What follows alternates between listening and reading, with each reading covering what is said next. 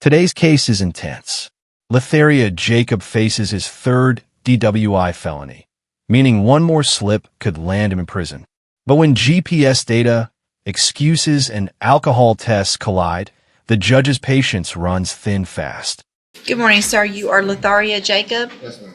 And Mr. Jacob, you were previously in court, entered a plea of true to count 2, and a motion to revoke your probation. Looks like you're on probation for the third-degree felony offense of driving while intoxicated, third or more. And let me get that pulled up so that we can go through. Does the state have evidence with regard to any of the other counts? Yes, Your Honor. The probation officer here can testify as to count Give me count 1. Sorry. okay.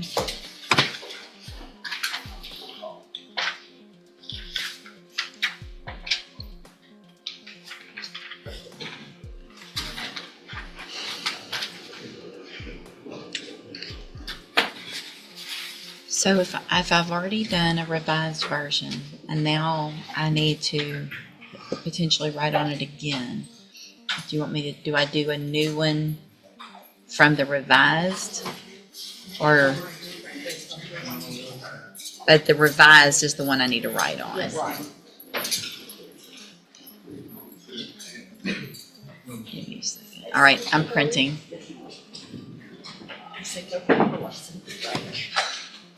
Okay, this is cause number 20-35966. And Mr. Nichols, with regard to count 1, you may call your first witness. Thank you, Your Honor. The state calls Letharia Jefferson. Good morning, Ms. Jefferson. If you'll please raise your right hand. Do you swear or affirm the testimony you're going to give in this hearing will be the truth, the whole truth, and nothing but the truth, so help you God? Thank you. Ms. Jefferson, are you the probation officer assigned to monitor Letharia Jacob? Yes, And how long have you been assigned to this case? since about September when he was continued on probation. Okay. And as part of his conditions, is he ordered to remain in Jefferson County?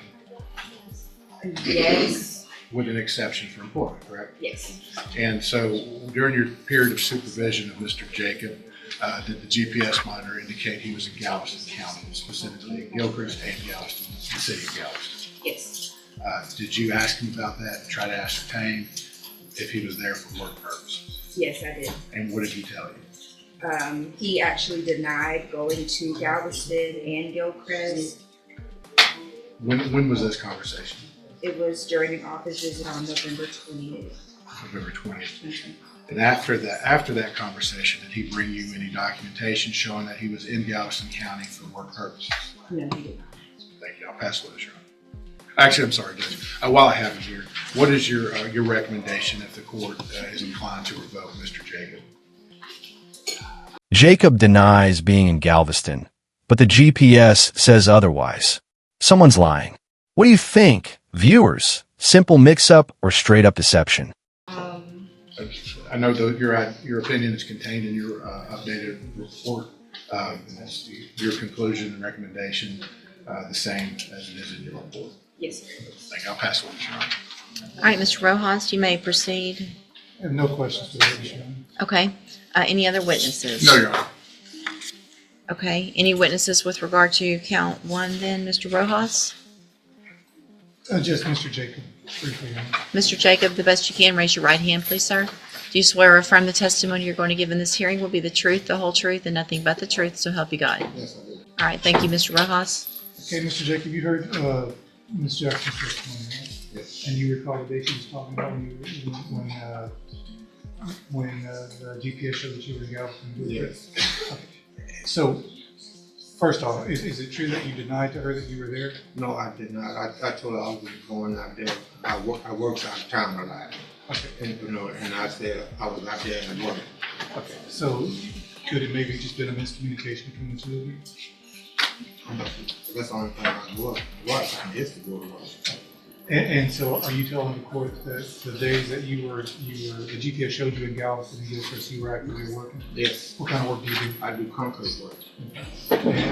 And the concrete work that you takes you to various locations Correct. around Around. Southeast Texas. Correct. And are you telling the court that you did not intend to mislead Ms. Jefferson when she asked you about where you were at the time working? No, I wasn't intending on this. Okay, you think it might have just been a miscommunication between you and her that day? It could have been, because I mean, that's the only time I ever. Okay. I'll pass it on. I have no question, Mr. Jacob. So who do you work for? I went from Training Concrete. I've been there for like 2-3 years now. So when your probation officer, Ms. Jefferson, asked you about that, why didn't you get any kind of proof that showed you had been there? If she was questioning that you were, don't talk over me, let me finish my question. So if you disagreed with her that you were there for work and not for something else, then why didn't you do anything to give her some information, or your attorney at this point some information? My attorney did have talked to my boss man. Mm-hmm. And yes, With courtroom, I did speak with the supervisor. In probation, honesty is everything. When your story doesn't match your tracker, the court starts seeing red flags. Mike, I think it is last name, Judge, but he says that it's true. They do work out of town. They go various locations all over the Southeast Texas. He didn't have any documentation as to what date they were working out of town in Gilchrist. He couldn't confirm or deny whether it was his state or not, but he did say they do work sometimes at the beach or Galveston. He just couldn't tell me whether these dates or those dates they were there or not. Okay. All right. Anything else then? From the witness notice. Okay.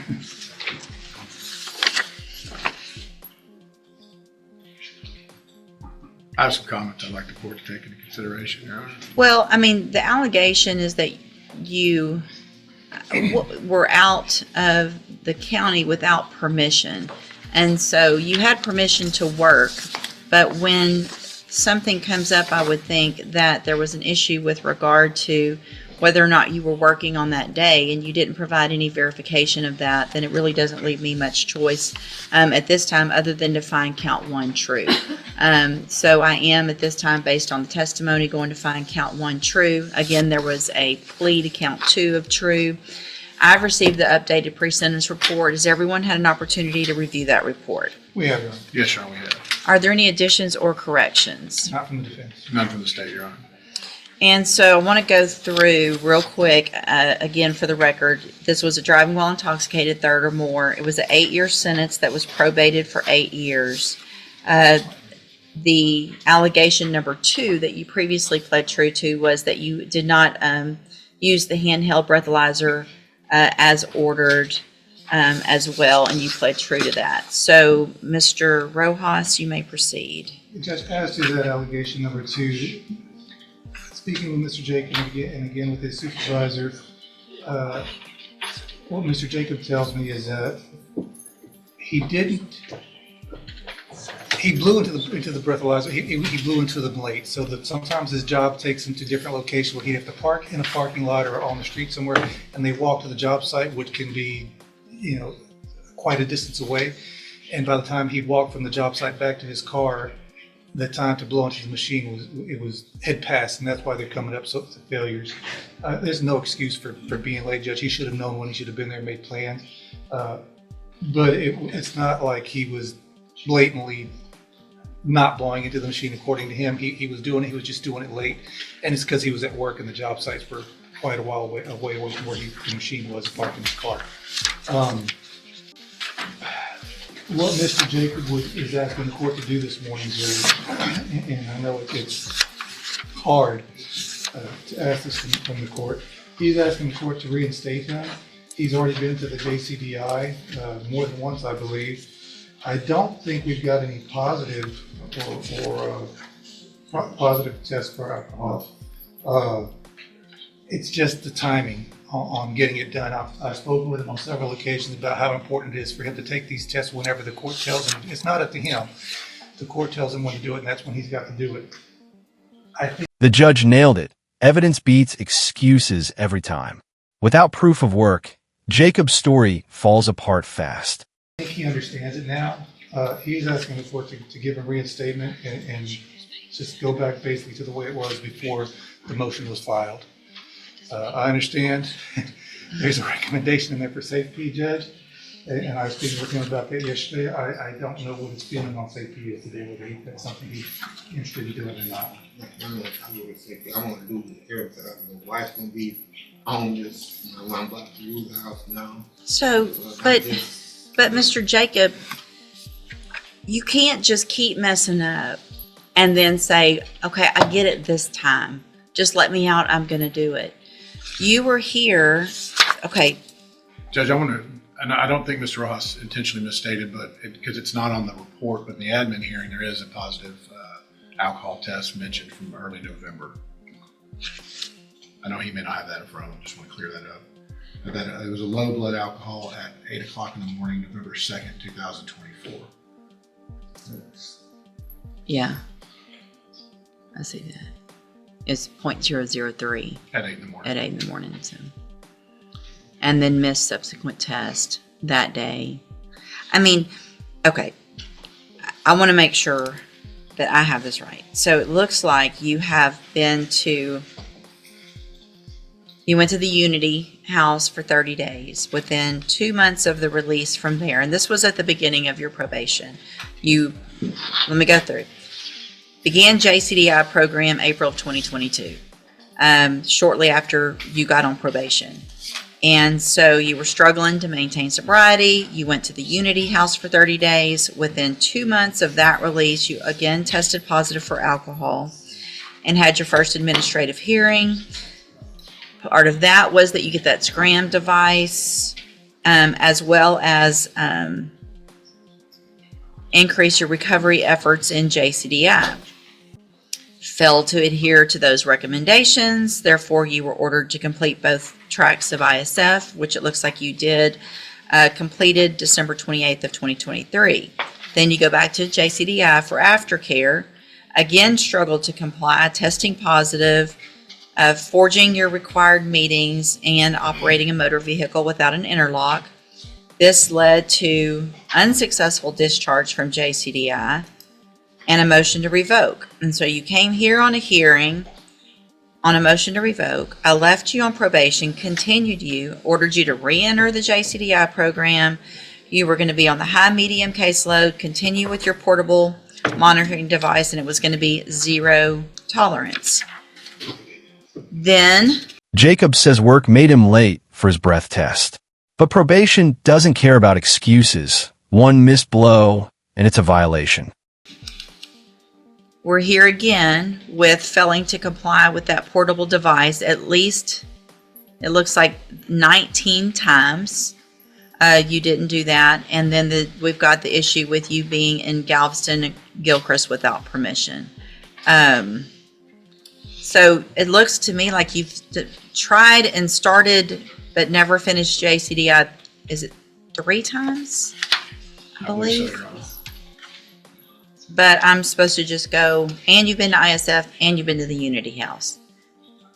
I mean, when I'm saying that out loud, think about how it sounds for you to go, well, just let me out this time. I got it. I got it. I'm going to do good this time. You see what I have to worry about? I have to worry about everybody being safe. Mr. Nichols? I'd urged a 5-year cap in September, Your Honor. There was no agreement on sentencing in this case for today.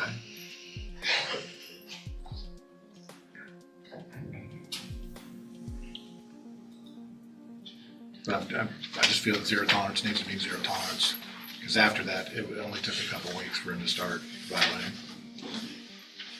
So, Mr. Jacob, I'm going to find that you entered your plea of true to count 1 freely and voluntarily. Find that count true.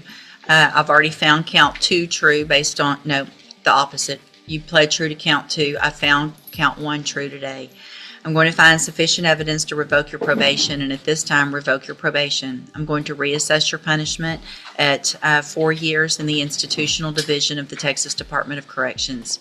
You will receive credit on that sentence for any time that you've been in custody that the law gives you the right to receive. I'm going to hand you the trial court certification. I need you to sign this, and I'll give you a copy. It shows this was not an agreement, so you do have some rights to appeal. You can talk to Mr. Rojas about that. Good luck, sir. Thank you, ma'am. Thank you.